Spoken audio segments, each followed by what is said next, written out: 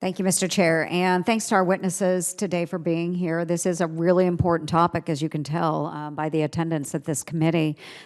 Trade is something that we are very, very engaged in here in the United States Congress, and we want to make sure we're doing the right thing for our constituents. Since the trade spat turned really more into a trade war, we have seen our grain prices drop by anywhere from about 15 to 25%. And when we look at pork, we have seen their prices drop about 25% as well. And I do want to thank President Trump and Secretary Perdue for their commitment to America's farmers by providing some relief. But we've heard time and time again today, trade, not aid. And so while a lot of our farmers and ranchers will be out there cashing those assistance checks, we have to make sure that our markets are being opened. And so I am encouraged to hear that we're looking at Japan and the EU and others, but we got to get them done, folks. So I wait the day when we actually see that done. Dr. Johansson, many farmers across Iowa were really shocked when they saw that mere 1% or 1 cent point for our corn for the reimbursement or the payment assistance. And through the market facilitation program, despite the significant losses that we have seen since the trade tensions took hold. So we've seen higher tariffs from China that have resulted in a 70% tax on U.S. ethanol exports. And prior to the tariff increases, U.S. ethanol exports to China have been up 57% year over year.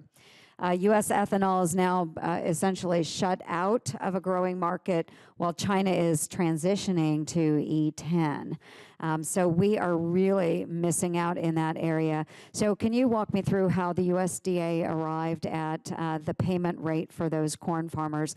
And did your model calculate for the rate for the lost ethanol exports? Those are great questions. I'll just say quickly on the ethanol side, while we did see some increases in ethanol, China had already taken some actions relative to our ethanol exports there that had reduced our exports of ethanol to China prior to the 232 and 301 actions being taken. Now, of course, they are also listed as being affected by the tariffs as well. That being said, the amount of ethanol we do sell to China would not have been affected, specifically looking at the 232 and 301 actions to a significant degree. And the programs were intended primarily to address producers, farmers and ranchers, and that were producing primary commodities and not not on the process side. But it does have the direct effect for those corn farmers, though. That's right. It certainly would. On the corn side, as I mentioned earlier, we looked at a trade model that's keying off of 2017 exports to the affected commodities. And I'll just provide a highlight here on soybeans, for example. The value of soybean exports that were being affected by the tariffs was roughly $14 billion. And on corn, for example, it was $300 million. So there is a significant difference between the amount of soybeans and other types of commodities relative to corn, just because corn shipments to the countries that are retaliating were relatively low compared to those other ones. And the methodology that we used, for the reasons I talked about earlier, were focused on being consistent across the commodities. We're teeing off of our export values to those countries. Okay. Well, I appreciate that. And again, we'd rather have trade, not aid. So we hope that we don't have to see a second round.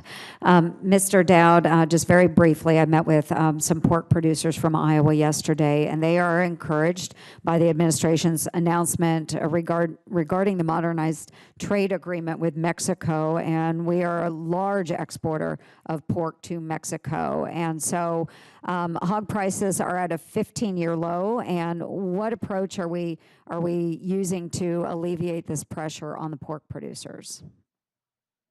Well, Senator, I think the biggest thing we can do is get NAFTA wrapped up And we're working on that as aggressively as we can. And obviously, another critical market for our pork producers is Japan. The Chinese, we exported, I think, $1.25 billion worth of pork to China. My understanding is that they keep rationing the tariffs up there. Some pork was still getting in over the tariff because most of that is variety meats. But I would say, we've seen some really interesting things occurring here recently in the lean hog futures contract related to African swine flu in China. Right. And I think we all need to keep a very close eye on that.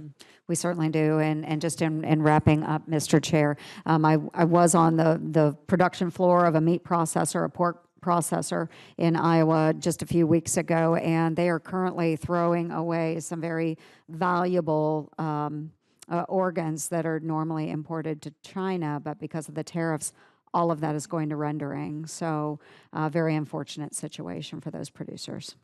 Thank you.